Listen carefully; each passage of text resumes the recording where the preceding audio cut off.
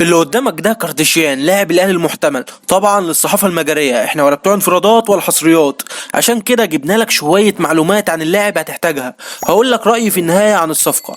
اولا ده لاعب صغير في السن، عنده 22 سنه، ودي حاجه حلوه جدا. لاعب بيلعب بالقدم اليمنى واليسرى برده شغاله لو احتاجها، مفيش اي مشكله في الحته دي. لاعب بيلعب في الدوري المجري ويعتبر تاني هداف للدوري المجري، سجل 8 اهداف وصنع 4 اهداف، يعني ساهم ب 12 هدف في 22 مباراه في الموسم الحالي. قيمته التسويقيه 800,000 يورو. مركزه في الملعب فهو مهاجم فيرود، سريع في المساحات، مميز بشكل جدا جدا جدا في الكرات الهوائيه، وبيسجل بشكل كبير من العرضيات. لاعب قوي جدا في الالتحامات وكمان على الصراعات المشتركه على الكوره. اهم ميزه في اللاعب من وجهه نظري هي قوته وحسه التهديفي العالي جدا. يعني هجيب لك ارقامه مش بس في الموسم الحالي اللي انا قلتها لك من شويه، لا هجيب لك ارقامه اخر 5 سنين مثلا. يعني مثلا في الموسم الاول 2020 مع نادي كوبر السلوفاني، وده اول نادي لعب ليه في بلده في سلوفانيا، لعب في 30 مباراه، سجل 15 وصنع 5 اهداف، يعني 20 مساهمه في 30 مباراه، نسبه كويسه جدا. الموسم اللي بعده على طول بقى مع ناديه الحالي في الدوري المجري في 2021 لعب 25 مباراه، سجل 10 اهداف وصنع 3 اهداف، يعني 13 مساهمه في 25 مباراه.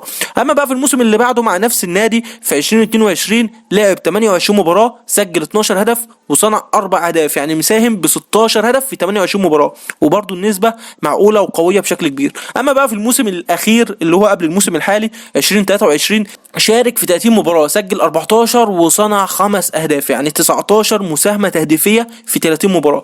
يعني هتبص كده على ارقامه وهتلاقيه محافظ على نسبه كبيره جدا، ونسبه تتجاوز ال 50% بالنسبه للمساهمه التهديفيه، وده رقم يعتبر كبير جدا. والاحصائيه دي بتبين انه لاعب عنده قدره تهديفيه عاليه جدا، بيسجل اهداف بمعدل كويس في كل موسم بالاضافه الى صناعه الاهداف.